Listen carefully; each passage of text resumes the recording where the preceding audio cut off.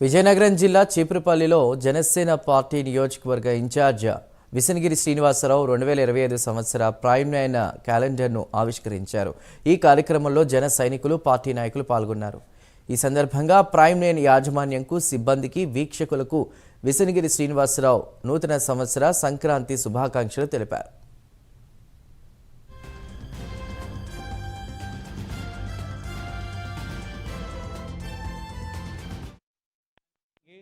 Prime line సిబ్బందికి, అలాగే prime line ప్రేక్షకులకి అందరికీ హృదయపూర్వక నమస్కారాలు.